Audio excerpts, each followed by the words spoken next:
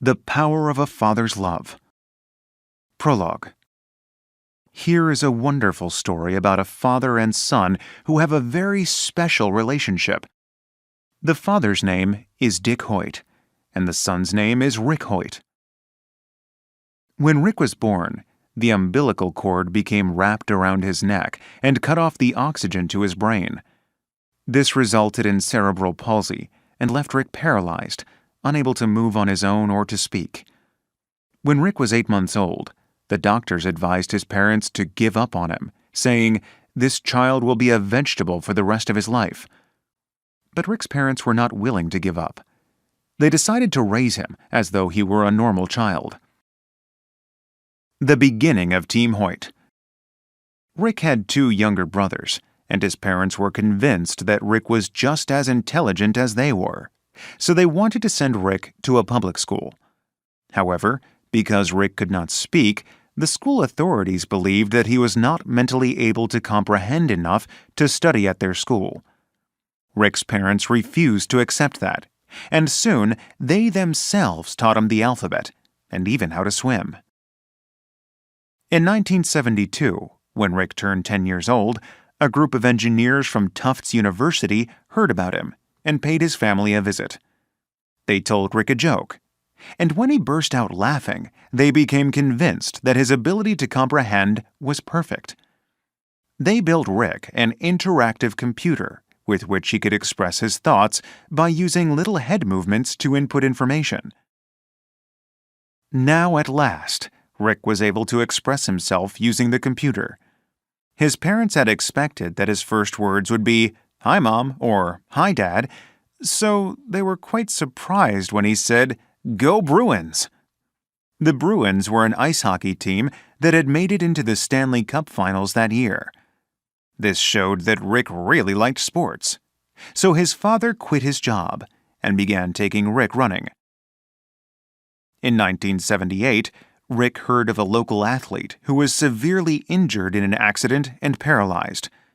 Rick suggested to his father that they participate in a 5-mile benefit run to help the athlete. Dick agreed, and he ran the race, pushing his son all the way in a wheelchair. And they finished next to last.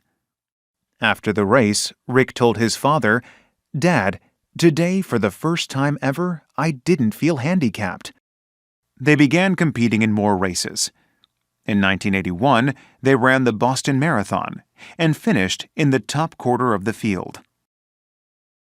Beyond the limits. After competing in marathons for 4 years, Rick and Dick were ready for a new challenge. They decided to participate in a triathlon. Dick was not a very good swimmer and hadn't ridden a bicycle since he was 6 years old. People told Dick that the triathlon would be impossible for him and Rick and that he would be crazy to put his son through such an ordeal. But Rick and Dick were determined to make their impossible dream come true. In the swimming part of the triathlon, Dick tied a cord around his waist and pulled Rick for 3.9 kilometers.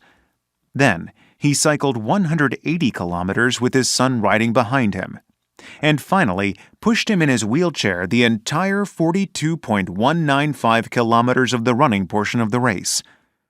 All the competitors but one had already finished when Rick and Dick finally made it to the finish line, but the spectators all waited to see them finish and stood up to cheer for them. Rick said, "I never could have done this without my father." Dick told his son, "I never would have done it without you." After that, the father and son team went on to participate in many competitions, and eventually even ran and cycled 6,000 kilometers across the entire United States. Epilogue. A few years ago, Dick had a heart attack during a race. When he was examined by doctors, they discovered that the problem was in his major arteries. The doctors told him that if he hadn't kept himself in such good condition through all the exercise he'd been doing, he would probably have died 15 years before. Through all the training and competitions, Dick had not only brought joy to his son's world, but had also saved his own life. Thanks to his father's devotion, Rick had amazing experiences that took him beyond the limits of his body. And he also learned to feel that he was a valuable human being with something special to contribute to the world. In addition, Rick graduated from Boston University with a degree in special education and computer science in 1993.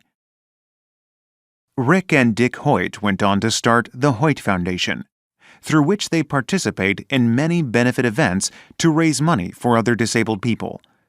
You can see them in the Boston Marathon every year. Here are some statements that Rick has made using his computer. My father has made my dreams come true. My father is the wind under my wings. Now, over the age of 70 and 50, this father-son team is still running to meet ever greater challenges.